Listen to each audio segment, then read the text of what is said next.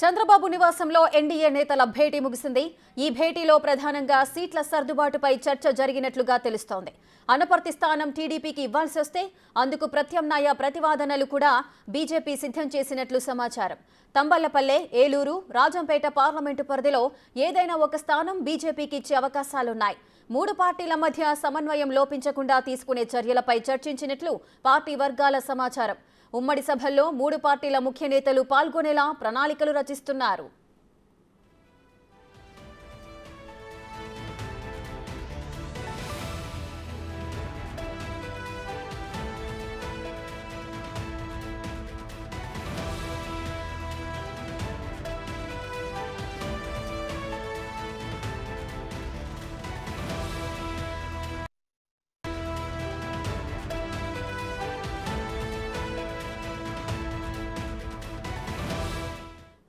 చంద్రబాబు నివాసంలో ఎన్డీఏ నేతల భేటీ ముగిసింది. భేటీకి సంబంధించిన పూర్తి డీటెయిల్స్ మా ప్రతినిధి మల్లికార్జున్ అందిస్తారు. మల్లికార్జున్, చెప్పండి, ఎన్డీఏ నేతల భేటీ అయితే ముగిసింది. ఈ భేటీలో ఏ అంశాలు చర్చకొచ్చాయి? ఈ భేటీలో ఎటువంటి నిర్ణయాలు తీసుకున్నారు కూటమి నేతలు? రేఖ, ప్రధానంగా భేటీ కూడా దాదాపుగా 2 నుంచి 3 గంటల వరకు కూడా కొనసాగినందుకు చెప్పుకోవచ్చు. 1:30కి ప్రారంభమైన భేటీ కూడా దాదాపుగా 3:30 వరకు కూడా కొనసాగింది. ఈ భేటీ కూడా 5గురు, అంటే 3 పార్టీలకు సంబంధించిన 5గురు నేతలు పాల్గొనడం జరిగింది. బీజేపీ తరఫు నుంచి కూడా 3 నేతలు పాల్గొనడం జరిగింది. బీజేపీ రాష్ట్ర అధ్యక్షులతో పాటు బీజేపీ ఎన్నికల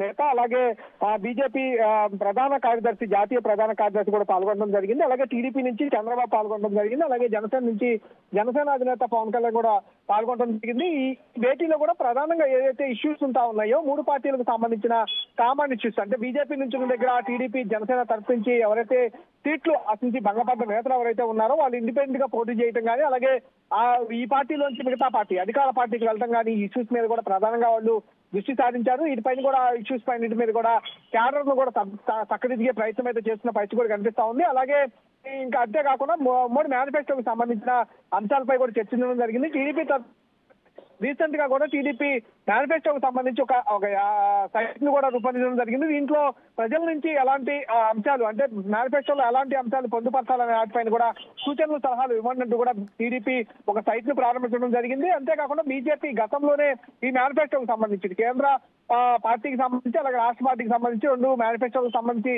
సూచనలు, సలహాలు ఇవ్వాలంటూ ప్రజల నుంచే ఒక ప్రచార కార్యక్రమాన్ని కూడా నిర్వహించడం జరిగింది. ఇలా జనసేన కూడా ఇప్పటికే మేనిఫెస్టోకు సంబంధించి కొన్ని అంశాలను పరిగణలోకి తీసుకుంటా ఉంది.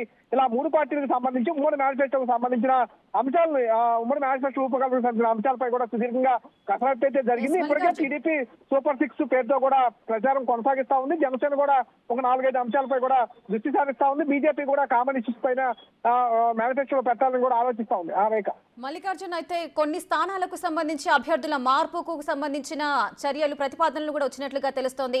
సో ఏ స్థానాలకు సంబంధించిన అభ్యర్థులను మార్చబోతున్నారు? దీనికి సంబంధించిన చర్చ జరిగిందా ఆ మీటింగ్ లో? తప్పకుండా, ఎందుకంటే బీజేపీకి సంబంధించి, టీడీపీకి సంబంధించి, జనసేన సంబంధించి కూటమి తరఫున 175 అసెంబ్లీ స్థానాలతో పాటు 25 పార్లమెంట్ స్థానాలు కూడా అభ్యర్థులను ప్రకటించడం జరిగింది. ఈ ప్రకటించిన తర్వాత కొన్ని స్థానాల్లో అభ్యర్థులను మార్పు చేయాలని కూడా పార్టీ నేతలు భావిస్తున్న పరిస్థితి కూడా కనిపిస్తా ఉంది. అసెంబ్లీ స్థానాలకు వచ్చేసరికి యలమంచిలి, మాడుగుల, అలాగే ఉండి, తంబాలపల్లి సంబంధించిన అసెంబ్లీ స్థానాలపై కూడా అనపర్తి, ఈ 5 అసెంబ్లీ స్థానాలపై కూడా టీడీపీ, జనసేన, ఇటు బీజేపీ అభ్యర్థులు మార్చాలని భావిస్తా ఉన్నారు. కొంతమంది ప్రకటించిన అభ్యర్థులు సంబంధించిన వ్యతిరేకత అయితే కొంత నియోజకవర్గంలో వస్తున్న నేపథ్యంలో ఆ అభ్యర్థిని మార్చి కొత్త అభ్యర్థిని బరిలోకి దించాలని మారుస్తా ఉన్నారు. అలాగే కూటమి తరఫు నుంచి పార్టీలు కూడా అభ్యర్థుల్ని చేంజ్ చేసుకోవాలని కూడా పరిశీలిస్తున్న పరిస్థితి కూడా కనిపిస్తా ఉంది. బీజేపీ పోటీ చేసిన స్థానాల్లో కూడా టీడీపీ చేంజ్ చేసుకోవాలని, అలాగే జనసేన పోటీ చేసిన స్థానాలపై బీజేపీ చేంజ్ చేసుకోవాలని, అలాగే బీజేపీ జనసేన పోటీ చేయాలన్న స్థానాలపై టీడీపీ చేంజ్ చేసుకోవాలి. ఇలా 3 సంబంధించిన పార్టీలు కూటమి తరఫు నుంచి అభ్యర్థులు మార్చాలని భావిస్తా ఉన్నాయి. అలాగే ఇది నరసాపురం సంబంధించి ఎవరైతే రఘురామకృష్ణరాజు త్రిపులార్ కూడా పోటీ చేయాలని భావిస్తా ఉన్నారు. బీజేపీ నుంచి ఆయన సీటు ఆశించి భంగపడ్డారు. అయితే టీడీపీలో ఆయన రీసెంట్ గా జాయిన్ అవ్వడం జరిగింది. ఆయన ప్రధానంగా నరసాపురం నుంచి ఎంపిస్తానని ఆయన రిక్వెస్ట్ చేస్తున్న పరిస్థితి కూడా కనిపిస్తా ఉంది. నరసాపురం కనుక టీడీపీకి ఇస్తే కనుక కంపల్సరీగా బీజేపీ అక్కడ ఉన్న స్థానాలను, అంటే వైజాగ్ పార్లమెంట్ స్థానాలను అయితే అడుగుతున్న పరిస్థితి కూడా కనిపిస్తా ఉంది. అది కనుక నా వైజాగ్ కనుక ఇవ్వకపోతే ఏలూరు కానీ రాజంపేట కానీ ఇస్తానంటూ కూడా ఇటు టీడీపీ ముందు చర్చ పెట్టినట్టు కూడా తెలుస్తా ఉంది.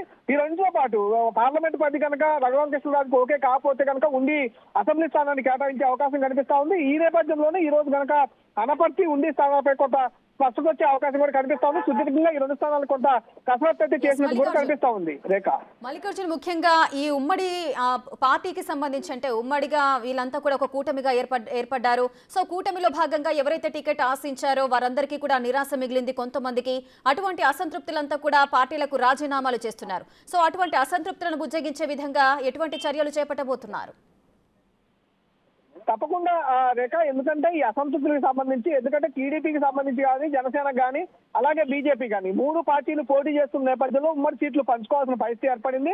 ఇటు జనసేన 21 స్థానాలు పోటీ చేస్తా ఉంటే బీజేపీ కూడా 6 పార్లమెంట్ స్థానాలు 10 అసెంబ్లీ స్థానాలు పోటీ చేస్తా ఉంది. మిగిలిన స్థానాలు 144 అసెంబ్లీ స్థానాలు 17 పార్లమెంట్ స్థానాలు టీడీపీ పోటీ చేస్తా ఉంది. ఈ స్థానాల్లో పోటీ చేసే క్రమంలో బీజేపీ పోటీ చేసే స్థానాల్లో టీడీపీ ఎక్కువగా అక్కడ ఉన్న రెబల్స్ అడుగుతున్న పరిస్థితి కూడా కనిపిస్తా ఉంది. నేతలు మేము ఎన్నాళ్ళు కష్టపడ్డాం, కంపల్సరీగా మాకు న్యాయం చేయాలి, పార్టీ స్థానం కేటాయించాలి, వేరే స్థానం కేటాయించండి బీజేపీకి కానీ జనసేనకు కానీ టీడీపీ తరఫున అసంతృప్తులు డిమాండ్ చేస్తున్న పరిస్థితి కూడా కనిపిస్తా ఉంది. ఇటు జనసేన తరఫు నుంచి కూడా సేమ్ ఇదే డిమాండ్ వినిపిస్తా ఉన్న పరిస్థితి కూడా కనిపిస్తా ఉంది. ఎందుకంటే టీడీపీ నుంచి వస్తున్న నేతలు కానీ వైసీపీ నుంచి వస్తున్న నేతలకు కానీ జనసేన టికెట్లు ఇస్తున్నట్టు కూడా ఇప్పటికే జనసేన పార్టీ అధినేత పవన్ కళ్యాణ్ పైన, ఆ పార్టీ నేత నాదెండ్ల మనోహర్ పైన తీవ్ర విమర్శలు చేస్తూ కూడా ఆ పార్టీ నేతలు రాజీనామాలు చేస్తూ అధికార పార్టీలో కూడా జాయిన్ అవుతున్న సందర్భాలు కూడా కొంత కనిపిస్తా ఉన్నాయి. ఇటు బీజేపీకి సంబంధించి కూడా ఎప్పటి నుంచో పనిచేస్తున్న బీజేపీ నేతలకు టికెట్లు ఇవ్వట్లేదు, పార్టీలు మారుతున్న నేతలకు అలాగే పక్క పార్టీ నుంచి వచ్చిన నేతలకు టికెట్లు ఇస్తున్నారంటూ కూడా ఇప్పటికే బీజేపీ నేతలు కొంతమంది సీనియర్లు లేఖలు రాసిన పరిస్థితి కూడా చూసాం. ఈ నేపథ్యంలోనే ఈ కూటమికి సంబంధించిన ఈ రోజు జరిగిన సమావేశంలో ఎవరైతే అసంతృప్తితో ఉన్న నేతలు ఎవరైతే ఉన్నారో వాళ్ళందరినీ బుద్ధగించేందుకు సంబంధించిన అంశాలపై కూడా సుదీర్ఘంగా చర్చ జరిగింది. అంతేకాకుండా కంపల్సరీగా కూటమి అనేది అధికారంలోకి రావాలి, దానికోసం కష్టపడి పనిచేయాలంటూ కూడా పిలుపునివ్వడం కూడా జరిగింది. మల్లికార్జున, అదేవిధంగా ఎన్నికలు అయితే రాబోతున్నాయి, ఎన్నికలకు సంబంధించిన నామినేషన్లు కూడా త్వరలోనే జరగబోతున్నాయి.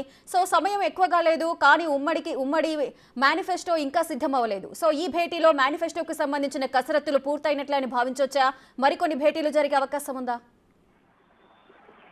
మేనిఫెస్టోకి సంబంధించి గతంలో జనసేన టీడీపీ కలిసి మేనిఫెస్టోకి సంబంధించి ఉమ్మడి కమిటీని కూడా ఏర్పాటు చేయడం జరిగింది. 6 జనసేన తరఫులు అలాగే టీడీపీ తరఫు నుంచి 6 సభ్యులతో ఉమ్మడి మేనిఫెస్టోని కసరత్తు అయితే కొంత చేయడం జరిగింది. అప్పుడు జనసేన తరఫు నుంచి 5 అంశాలను అలాగే టీడీపీ తరఫు నుంచి 6 అంశాలను 11 అంశాలను మేనిఫెస్టోలో పెట్టి ఉమ్మడి మేనిఫెస్టోను రిలీజ్ చేయాలని చెప్పి కూడా భావించడం జరిగింది. ఈ నేపథ్యంలోనే బీజేపీ కూడా వచ్చి కూటమిలో జాయిన్ అవడం జరిగింది. ఇప్పుడు 3 పార్టీలు కలిపి అయితే మేనిఫెస్టోని రూపొందించుకోవాల్సిన పరిస్థితి కాబట్టి కంపల్సరీగా ఇంకా ఏమైనా అంశాలు పొందుపరచాల్సిన అవకాశాలు ఉన్నాయనే అంశాలపై కూడా సుదీర్ఘంగా అయితే చర్చ జరుగుతున్న పరిస్థితి కూడా కనిపిస్తా ఉంది. ఇప్పటికే ప్రజా అభిప్రాయ సేకరణ కోసం కూడా వాళ్ళు సైట్లు ఏర్పాటు చేయడం, ప్రజా కార్యక్రమాలను నిర్వహించుకోవడం, గ్రౌండ్ లెవెల్లోకి వెళ్ళడం, ఏ అంశాలను ప్రజా మేనిఫెస్టోలో పెడితే బాగుందనే అంశాలపై కూడా సుదీర్ఘంగా కసరత్తు అయితే కొనసాగుతున్న పరిస్థితి కూడా కనిపిస్తా ఉంది.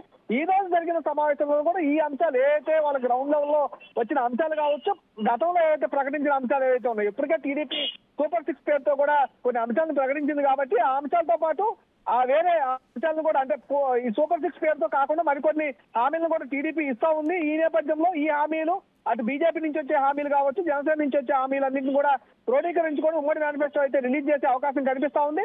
ఈ రోజు జరిగే సమావేశం అయితే కొంత క్లారిటీ అయితే వచ్చినట్టు కూడా తెలుస్తుంది. త్వరలోనే దీనికి సంబంధించి మేనిఫెస్టో అయితే ప్రకటించే అవకాశం కనిపిస్తా ఉంది. ఎందుకంటే ఈ నెల 17, 18 తేదీల నుంచే ఎన్నికలు సంబంధించిన నామినేషన్ దాఖలు చేసే అవకాశం ఉంటుంది కాబట్టి కంపల్సరీగా నామినేషన్ దాఖలు చేసే అవకాశంలో ఈ మేనిఫెస్టోకి సంబంధించి ముందుగానే ఇవ్వాలనే అవకాశం అయితే చూస్తున్నట్టు కూడా తెలుస్తా ఉంది కూటమి.